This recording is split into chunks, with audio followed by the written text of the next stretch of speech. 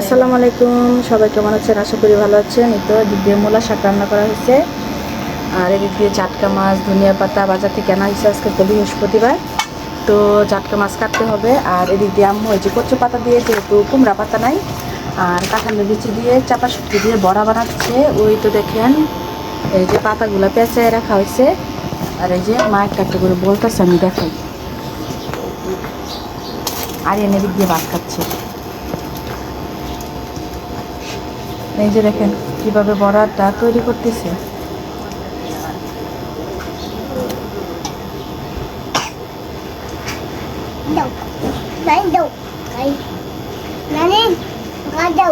এটা একটা খাওয়া যাবে না, রান্না করে তারপরে খেতে হবে। দেখছেন কত সুন্দর করে বলছে। তারপর এটাকে তেলে ভাজবে, ভাজাটা আপনাদেরকে আমি দেখাবো। ও আর এদিকে বেগুন আনা হয়েছে, দেখাতে মনে নাই।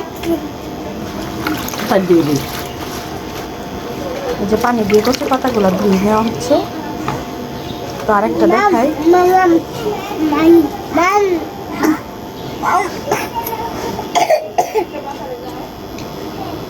তো কিভাবে বলে দেখেন পাতাগুলা।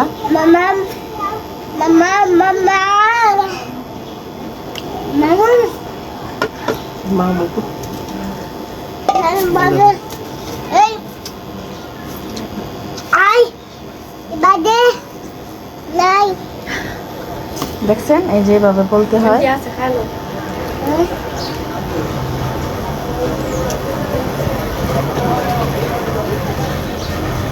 যে চাপা শুটকি দিয়ে কাঁঠালের বিচি দিয়ে বড়া বানানো হয়ে গেছে। দেখেন কত সুন্দর, কত সুন্দর হয়েছে দেখছেন বড়া, মাশাআল্লাহ।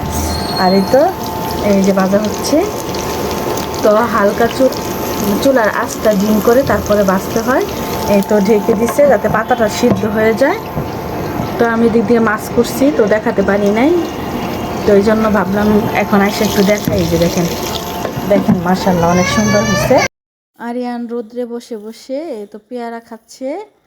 পেয়ারা দিয়েছি, ও রোদ্রে বসে বসে খাচ্ছে। ওর জ্বর ঠান্ডা কিছুই খাইতে চাচ্ছে না, তো পেয়ারা দিলাম। আর দেখলেন তো তখন কয়টা ভাত খাইছিল শাক দিয়ে তার নানুর ঘরে।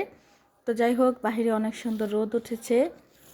রৌদ্র থাকলে ভালো লাগে ব্যালকনিতে বসে থাকতেও। তো ওকে যেহেতু ঠান্ডা, ওকে রোদ্রে বসায় দিছি চেয়ারে, যে বসে বসে খাক।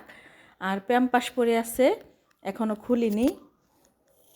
আরিয়ান বাজারে যাচ্ছে ওর বাবার সাথে।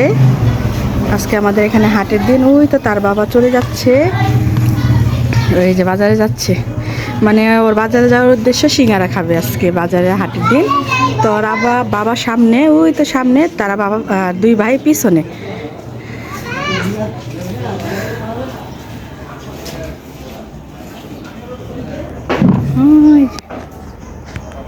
বাপ ছেলে একসাথে হয়েছে,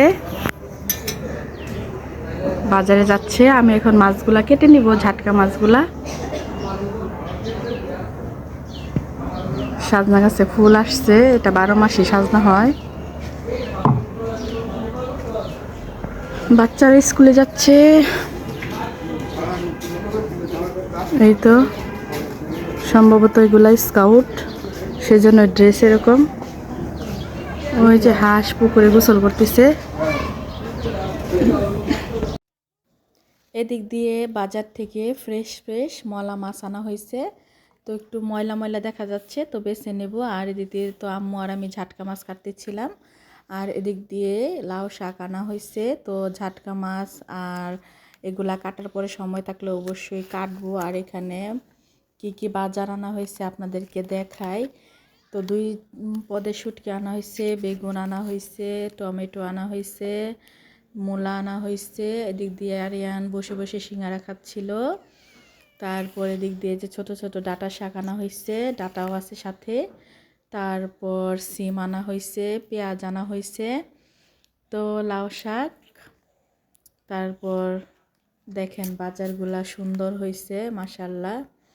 তো চলেন আবারও দেখাই। বেগুন, টমেটো, মূলা, সিম, পেঁয়াজ, 2 পদের শুটকি, চাপিলা শুটকি, তারপর লাউ শাক, ডাঁটা শাক।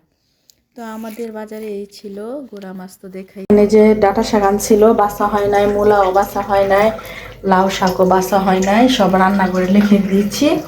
মাছ বাছতে বাছতে লেট হয়ে গেছে, এই যে ছিম এগুলো এইভাবে রেখে দিয়েছি, কিছুই করার নেই।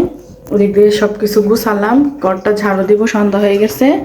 তো এদিক দিয়ে গোড়া মাছের চচ্চড়ি করব আলু দিয়ে, মানে মলা মাছ, পেঁয়াজ, কাঁচামরিচ, ধনিয়া পাতা, টমেটো সব একসাথে আমি মেখে বসে দিয়েছি, কারণ সময় নাই। আরিয়ান অনেক বিরক্ত করতেছে, আরিয়ানের জ্বর ঠান্ডা কাশি হয়ে গেছে। তো এই যে কালকের মুরগি তরকারি ছিল সেটাও রয়ে গেছে। আর বিশেষ করে মা তো চাপার বড়া বানাইছে, চাপা শুটকির বড়া, সেটা আপনারা দেখছেনই। তো এটা দিয়েছে, তারপরে মুরগির মাংস রয়ে গেছে ফ্রিজে। তো যাই হোক,